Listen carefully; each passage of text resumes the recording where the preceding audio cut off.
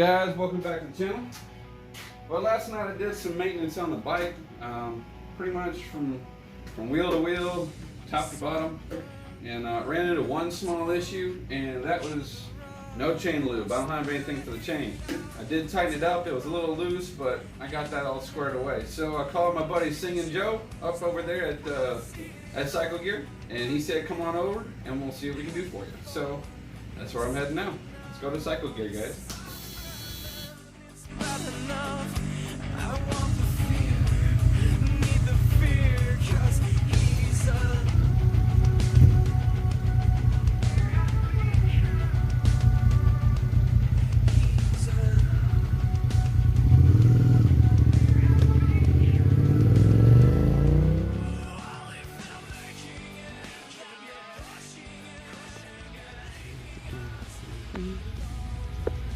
This is why I love doing Cycle Gear.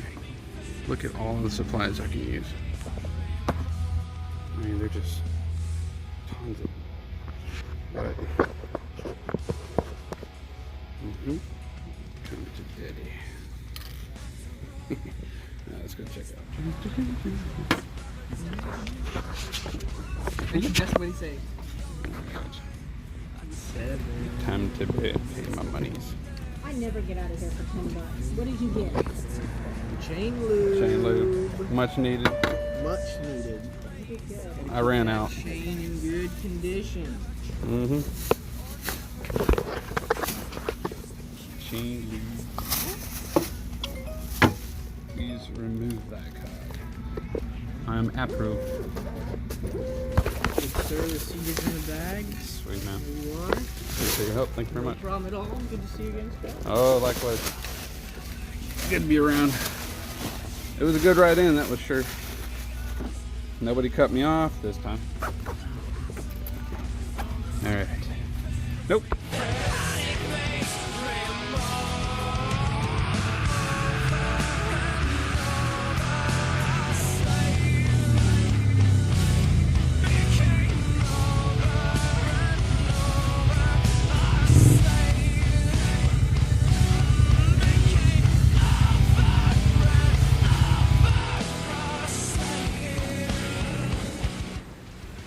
Alright guys, we're back from Cycle Gear. It's a little bit later in the day. I waited for the temperature to cool down because it was pushing like 90, 93 outside here in Houston. It's pretty toasty outside. So anyway, now that it's cooler, I can actually get to work on the bike.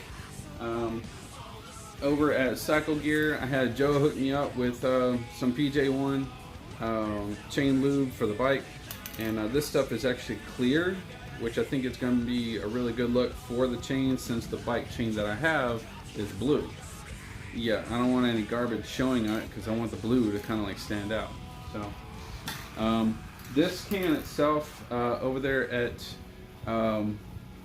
Cycle Gear is like $10 for this, and they do have one that's a little bit bigger. It's almost 20 bucks, but I don't need very much for now, and I'll just, if I need more, I'll go buy more.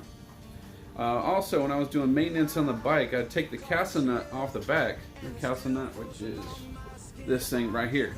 All right, on that, there is a cotter pin that holds this thing right here. There's a cotter pin that holds that castle nut in place. Well, you can only bend it so many times before it finally breaks off. So that's what I'm going to do now is change out and put a new cotter pin in there. So I swung by my local Tractor Supply and got a whole inventory of cotter pins for this thing.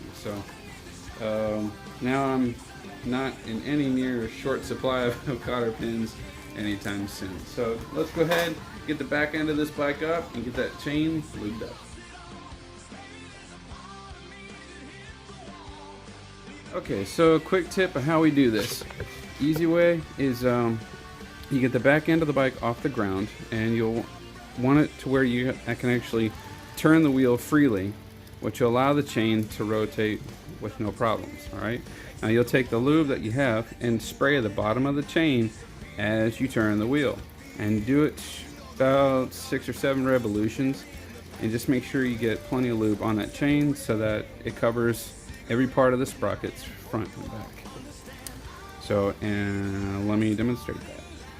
What you also want to do is keep your hands out from underneath here so your hands don't get caught up inside that sprocket, because that'll grab you and it'll hurt you. So, alright, so let's go ahead and get this PJ1 all set to go. This will be like the second or third time I've used this stuff, and it's actually really good. This is clear as well. Make sure the bottle is well shaken. And you can always put some cardboard behind the chain so it doesn't get everywhere, but I've looked and I can't find any cardboard here at the house, so I'm just gonna have to deal with it. Alright, so I'm gonna do this.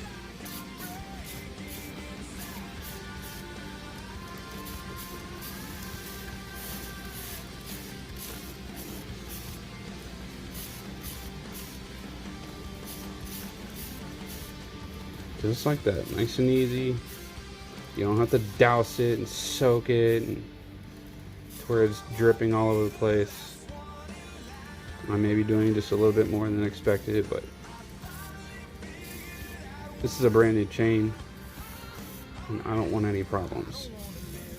Alright, now I've got it coated pretty well. I'm gonna spin around. It actually got a lot quieter.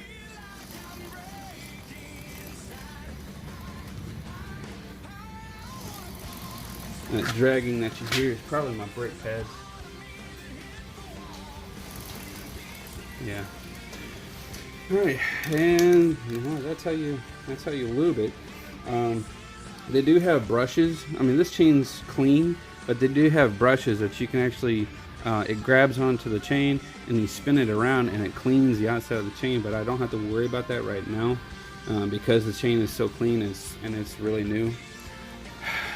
So I'm gonna go ahead and put this stuff back, or put it away, and I'll show you guys how to do the castle nut. Alright, now about the actual castle nut and the cotter pin. This is what I'm talking about right here. Alright, what the cotter pin looks like, I don't know if you guys have any idea what it looks like, but let me show you. Alright, it'll look like this. Alright, can you see it? It's right here. There's little holes inside of the actual axle itself. So I'm going to go ahead and bend this tab down, if I can get to it. There you go. And you keep bending this back and forth over and over. Eventually it breaks. And then you just tap the bottom. And it comes out. If you can't get it, put your needle nose in there. Get like a small wrench or a hammer. It comes right out.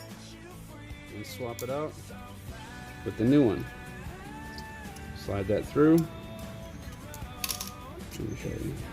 There's a, I don't know if you guys can see. See daylight? Yeah. Okay. Just to let you know. That goes in here.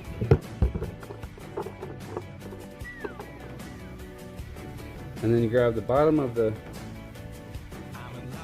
tabs and you bend them up like that. On the inside, bend it inward. And I like to put it inside the axle sometimes. It just depends. I want to make sure that castle nut's not going anywhere.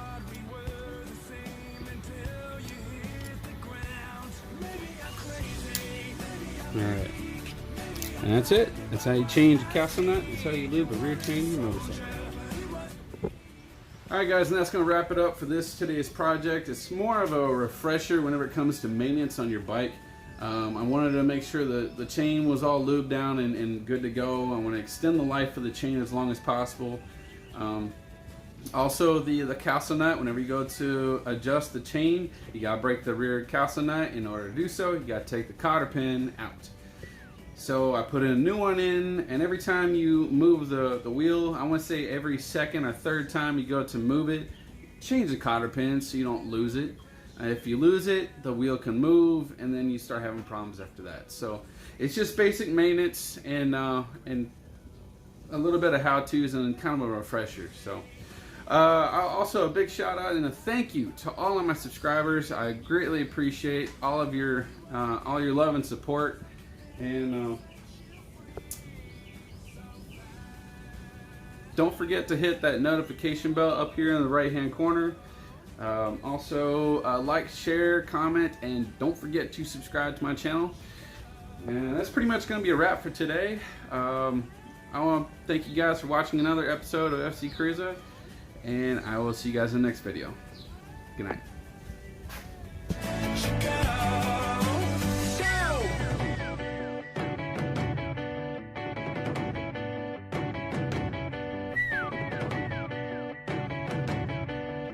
And that's going to be a wrap for today's short project today.